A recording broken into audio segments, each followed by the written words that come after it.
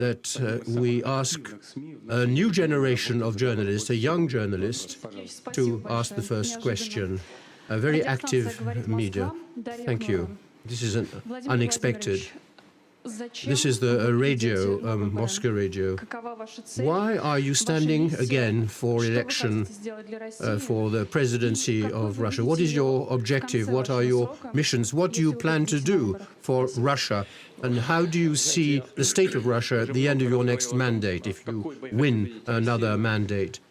I have already spoken a lot about the Russia I would like to see materialize in the years to come. I have described it in many major events, in major interviews as well, and I will repeat. Russia must look to the future. Russia must be modern. The political system must be flexible. The economy must be based on the technologies of the future. Labor productivity must increase significantly.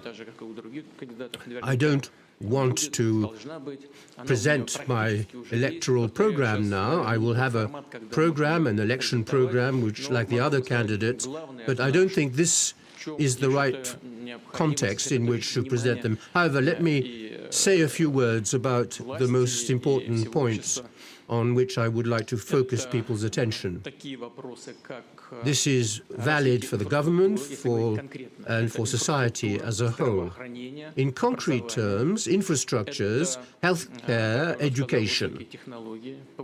As I've just said, the technologies of the future, labor productivity, are unquestionably what we need to increase the revenues of the population of our country, to increase the income of our people.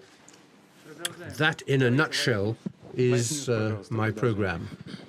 AF News. You may ask your question now. Good day, Mr. President. Pending the announcement of your candidacy for the next presidential election, other candidates have announced that they will be standing for the elections as well.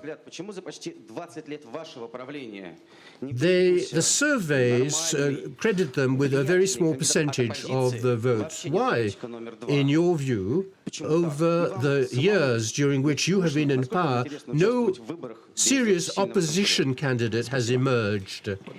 And aren't you a bit bored not having a serious opponent? And I would go further along your question. I can see a sign at the back of the room which says Putin bye-bye. Putin bye-bye.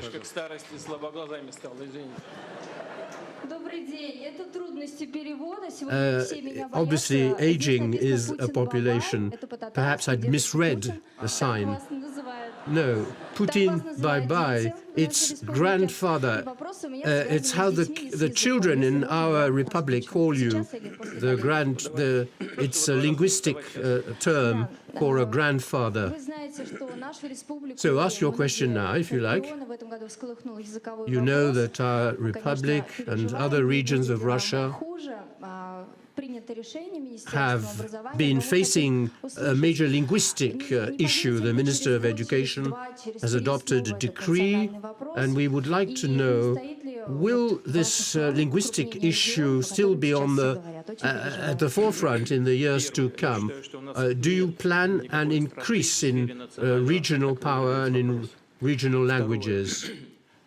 I don't think the national question is a particularly acute problem. The question of the language, the aim is to create for all children who live in the Federation of Russia, to give them equal opportunities to succeed, that they should be able to start off in life with the same chances. I have many friends in Tatarstan, but half of the population of Tatarstan, half of the population of Tatar origin live in other regions of the Federation of Russia. There should be equality of chances, of opportunities across Russia. If those children must, of course, be able to speak their traditional language. It's important. I will repeat that later. but they must also speak Russian. Otherwise, if they lag behind in mastering the Russian language, the best universities, the best colleges are in Russian, teach in Russian.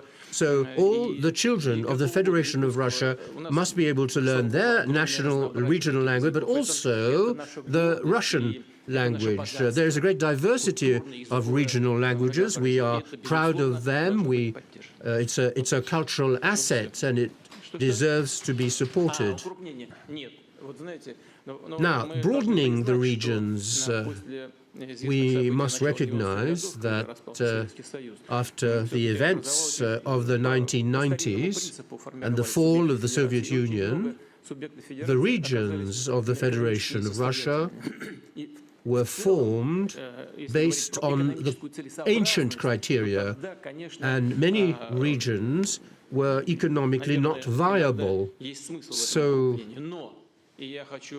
in terms of optimizing the economies of the regions, it would make sense to broaden the regions, to enlarge the regions. But the autonomous republics, nothing will be imposed on the autonomous republics. I think it will be very negative for the internal union of the Federation of Russia. Any people, all the peoples of the Federation must be free to choose the form, the terms of their coexistence with Russia, which seems to be up. So there will not be a state plan to impose a merger of regions or an expansion or enlargement of regions. Now, to answer your question regarding the opposition, why isn't there a serious opposition candidate to compete with me for the presidency? The simplest answer would be able to say, it's not my job to look after the affairs of the opposition. It's not for me to invent competitors, to encourage competitors.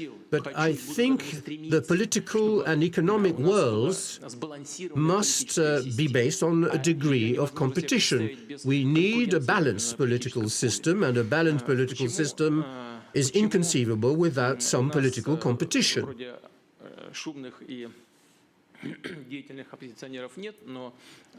So why isn't there a credible opposition candidate in the forthcoming presidential election? They make a lot of noise. The opponents, my opponents, do make a lot of noise. They are very active. In Russia, we have a specific system. The very young people probably don't remember, don't even know what happened in the 1990s and up to the year 2000, and cannot compare that period with the period of today. We have problems. We are assembled here to discuss these problems without embellishing them, without neglecting them. We have to look at the situation. The GDP of Russia since the year 2000 has increased by 75%, and industrial production has increased by 60%. So GDP has risen by 75%, industrial production has in fact increased by 70%, since the year 2000. The processing industries have also recorded high increases in production. Salaries and wages, real salaries and wages, have diminished in the last 3 years because of the global economic crisis. But compared with the beginning of the 21st century, real wages have tripled. Real wages and salaries have tripled. Retirement pensions have been multiplied by 6. Infant mortality has been reduced significantly. The deaths of women giving birth has been reduced by a multiple of 6. And we used to have a declining population, losing 1 million people a year. We have reversed this trend, so the population of Russia is now increasing. So we are now, there is a the trend, the demographic trend is positive now, thanks to the measures we have taken and will be successful in the years to come. We have reversed the trend in terms of demographics. Life expectancy used to be 60, now life expectancy is 73. So for 6 years, we had almost a civil war in this country, where 18-year-olds who were not trained were sent to fight. Now we have a professional army, and our debt has been reduced by 3. The country's reserves have been multiplied by 30. So these results are not average, they are very good results. So when you act in opposition to the government, it's not just a matter of criticizing the regime only. The opposition, a serious opposition, should also propose things. People have reasons for being discontented, and we could always have done better. But when you start comparing our performance, real performance, and with what the opposition who are not part of the system propose, we can see that what they propose is not very convincing. That is the problem with the opposition. A good opposition needs to have an agenda, must have real objectives, not demagogic objectives, and I hope that we will have a serious opposition very soon. So let's continue. I'm now giving the floor to Andrei Kolesnikov.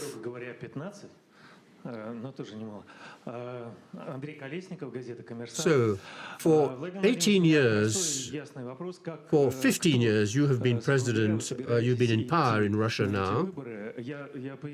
You are standing again for re-election. In what capacity? You can be an independent candidate, you can represent an organization which represents civil society, you can also be proposed by a political party, you can be the candidate of a political party. So on whose behalf are you standing for re-election? I think there isn't a consensus yet to appoint the chairman of the Electoral Commission. Who will be the chairman? Is it important for you that we should know who the... I will be an independent candidate, and I am counting on the support of the political forces of the country who share my vision of Russia and who trust me, be they members of political parties, be they representatives of civil society. So I'm counting on the support of my fellow citizens.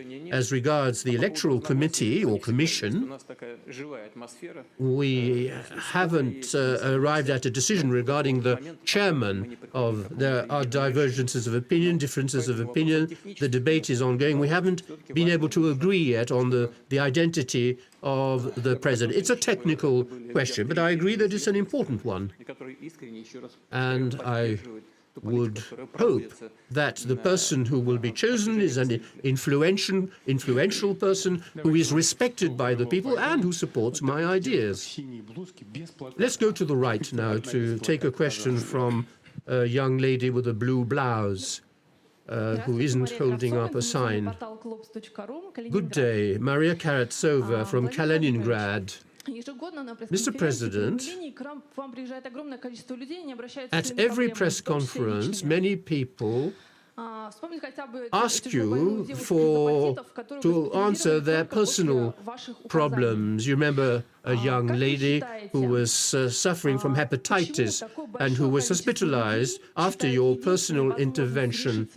Why are there so many people who see only one solution to their problems, which is to speak directly to the president of the country, and how much time does it take to solve all the problems, all the individual problems of all the Russians through this micromanagement, as it were? Another question, you visited Kaliningrad some time ago, we settled the problem of the roads and of the long waiting queues, so the center can the center of the Federation of Russia participate in the construction of the last section of road which is missing? There's a section of road which is missing. So one of the priorities of the federal government in Russia in the years to come will be to develop our infrastructures, above all the road network, the airports, port infrastructures, communication infrastructures. And in this context, the road building, particularly in an enclaved region like Kaliningrad, is particularly important.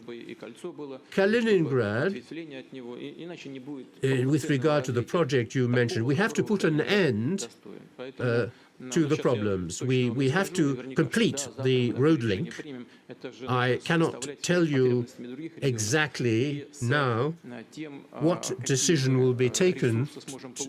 There are various choices to be made. It will depend on the means and resources available. We have several priorities: infrastructures, healthcare, education, new technologies, and increasing the income of our fellow citizens. So, for a whole year now, we have been organizing meetings every week with the government to look for the necessary resources, the necessary funding. And when you start talking in very practical terms of concrete problems, the experts, even if they are liberals, they agree that the resources exist on paper, but they don't actually exist. When you start looking at the facts, the figures, the data, when you stop thinking and talking in theoretical terms, you realize that the resources available are lower than we had expected. So it will take a bit of time to answer. We'll be working on this project more intensely. So you talked about micromanagement, of solitary government. There is a myth. The myth of micromanagement is much exaggerated. In the regions and at federal level, and I say so as somebody who was in charge of the government, was head of government at one time. For many years I was head of the government of Russia. You can't imagine the enormous amount of work which the government has to do. It's an extraordinarily complex system. We can't intervene in every area. So some regions are not aware of what's going on in all the regions and everywhere in all the regions.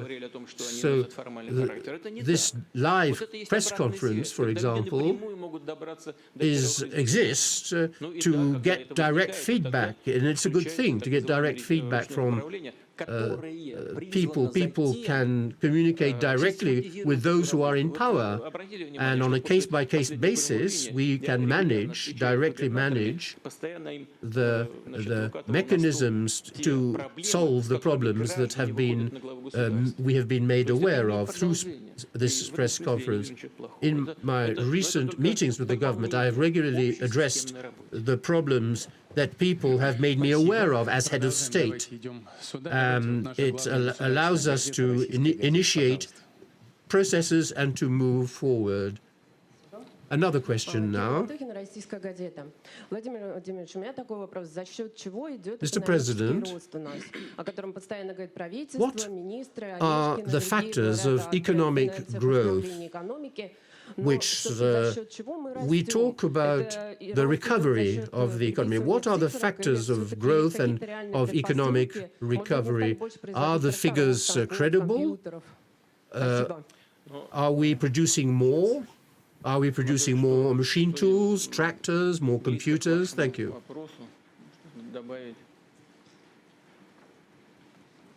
Can we add something else to this question? Are there other questions on economic matters?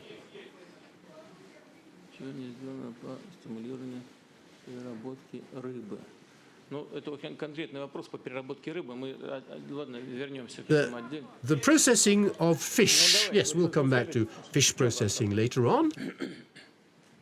Your question. You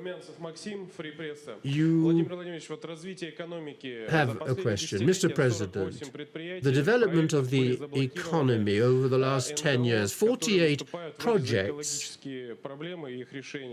have been suspended or blocked over the last 10 years. Non-government organizations, NGOs, have blocked some economic projects. Billions of dollars, thousands of jobs are at stake. And thank you for the road which has been built, which we now call the Putin way.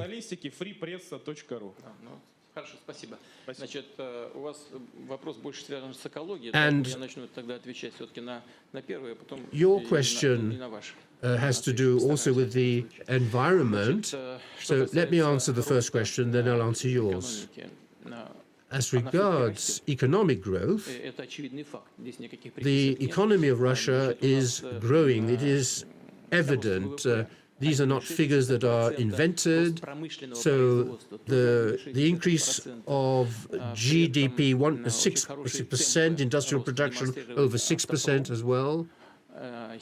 The automobile industry has achieved very good growth rates. The chemical industry, the pharmaceutical industry also have posted very positive production increases. Agriculture this year, the growth will have been 3% overall in 2017. The Federation of Russia will have recorded a 3% growth in the agricultural sector.